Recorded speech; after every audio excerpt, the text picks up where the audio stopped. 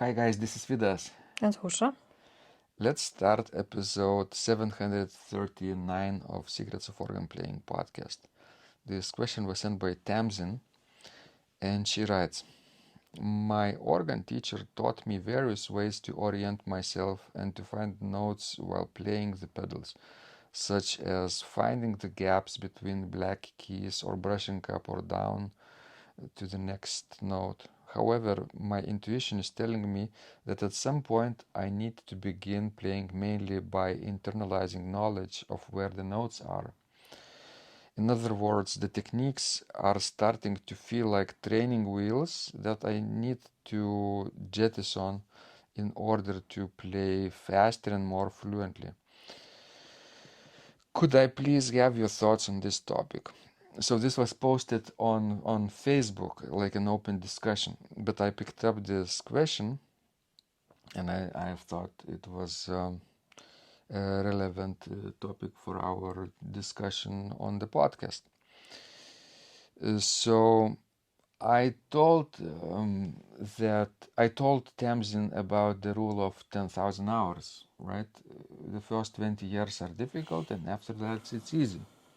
Because if you practice organ playing for 2 hours per day, 5 days per week, in 20 years you will have 10,000 hours. And that's the major rule, major benchmark to aim in order to master any difficult or advanced skill, art form, anything basically. It's been proven, this 10,000 hours. It's sort of the number that is significant in reaching proficiency and mastery. But she writes, during those 10,000 hours, you would have to make decisions about what to focus on. I watch videos of concert organists and they don't seem to be playing by feel, but rather by spatial awareness. However, perhaps they're using touch in a highly efficient way that's not detectable by camera. If it's by spatial awareness, when does a player make the change, and is it something that can be practiced toward? If by feel, how does one increase efficiency? Oshra, it's all yours. I don't know, but it seems that I have already read this question some time ago and maybe even answered it. Are you sure that we haven't recorded this podcast before? No. But I probably showed you this question on Facebook, discussion on Facebook, and then obviously. You know, I think that all this that her teacher taught her, well, yes, that's good, but you know, that's obviously not enough, because if we are talking about one organ, yes, let's say on which she is playing at church or at the university, or you know, it has like universal pedal board, let's say like in the United States, if you know, an organ is not like historically oriented, it's not replica of some sort of style, usually it has one type of pedal keyboard. AGO standard. Yes, AGO standard. Or in Great Britain, for example, RCO probably standard, right? In Germany probably would be a BDO standard. But you know, then it's understandable. Yes, you just know where the gaps are, you know, and then brushing up and down. Although I have never done that myself and even didn't thought about it. But what if you have to constantly change, you know, the instruments and the gaps are different, you know, and the short keys, long keys, you know, wide keys, narrow keys, and you have to adjust every time. So basically, the most important thing is to be able to adjust to any instrument in as little time as possible.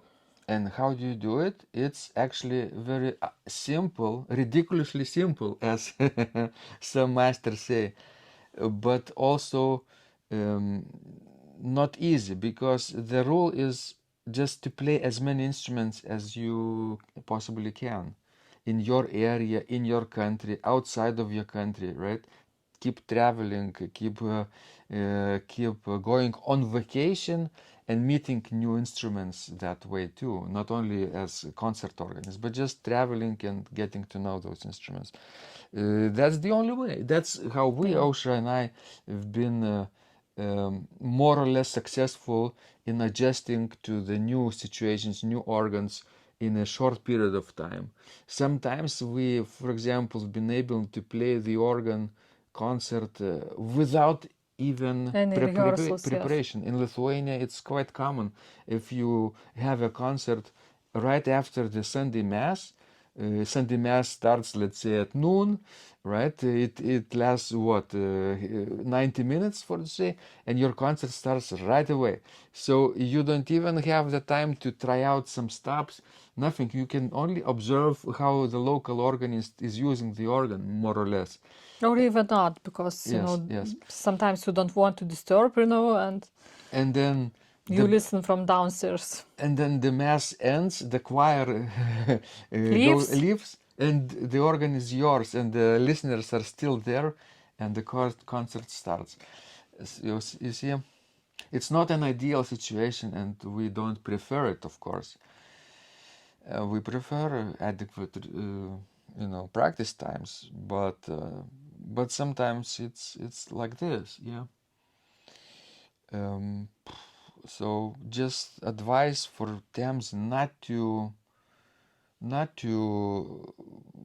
put the cart in front of the horse. Is that Yes, yes? yes, I think Horse so, has to yes. be in front Yes. of the cart.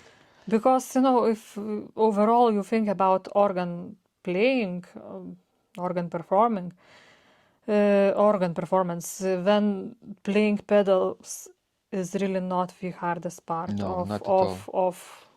the instrument. Adjusting registrations, that's difficult thing. Adjusting to acoustics is different. Adjusting to mechanics of the organ is difficult. Pedals is relatively straightforward, actually, depending on your repertoire. Obviously, Yes. if you play only trio sonatas all the time on various organs, then you're in trouble if you don't have adequate time to prepare. But what I suggest to Tamsin and people who want to know how to basically perfect their pedal technique, right? How to play pedals without mistakes. That's the question that she's actually asking, right? You can't really avoid those mistakes. We play with mistakes too, right, Osha? Yes, But it those happens. mistakes, we pick up ourselves, brush off, and go on without any sign that we made those mistakes, without any stopping, without any hesitation. And this is more important than making mistake. And obviously, keep playing as many instruments as you possibly can. And remember that every 5 instruments, every 5 new instruments you try out, you will get a new discovery about that instrument, about the piece of music that you're playing, and about yourself as an organist. Is that Yes. true, Osha? Yes, 5 instruments, not 10, but just 5, every 5. And and this way you will keep growing and discover new things uh, about your pedal technique, yeah, also, and it become a little bit better after 5 instruments, and better and better and better. Just comparison, okay? You have a car, everyone has a car, but once in a while we have to take our car to the mechanics, right? To the garage, to fix something. And usually we leave that car next to the garage door, and mechanic takes it from there, right? They drive your car into the garage, to the workshop, right? They do it. And if you observe how they drive your car that they never driven before, your particular personal car, they do it without any hesitation, like of course professionals, but like they've been driving it for ages. This is because they have driven hundreds or thousands of cars in their professional career, right? And they've done this particular movement with the foot and feeling of the engine thousands of times. And I compare that with playing the organ. You have to do it many different times, many different instruments.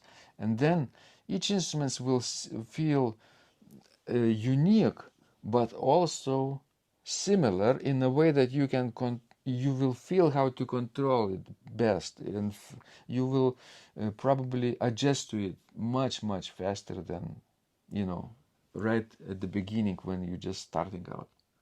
So, final word, Sosha. That's a very good comparison with this, with, driving cars. Yeah, that's the only thing I can relate myself, because you have to see how other field professionals do it, how other masters from other areas are doing. So car mechanics is one that you can relate to. Everyone meets mechanics once or twice in their lives, at least. Yeah. And that's particularly relevant because they change their instruments, they change their cars every time. It's not like a master who only has his own instruments like violin and plays this violin over and over again for 20 years, you know, the same violin, right? But for violinists it's different because they have their own personal instrument, right? And organists have to change instruments. But that's the most exciting part of being an organist, to be able to try out new places and new organs. We are all unique. So put yourself in those situations as much as possible. Tamsin and others arrange for visiting foreign organs, become guest organist somewhere, become friend with the local organist when you travel. Now social media is so powerful, you can connect with any organist around the globe ahead of time, and not even ask right away for permission, but become friends, say nice things to them first, and make a connection, genuine connection, and then this natural request that you will later have from them will not feel like a request. It will feel like a natural extension of your friendship, right? Because we organists have the same desire all over the world to visit and play as many instruments as possible. Yes, very good advice. Thank you, guys. This was Vidas. And Ausra. Please send us more of the questions. We love helping you grow. And remember, when you practice, Miracles happen.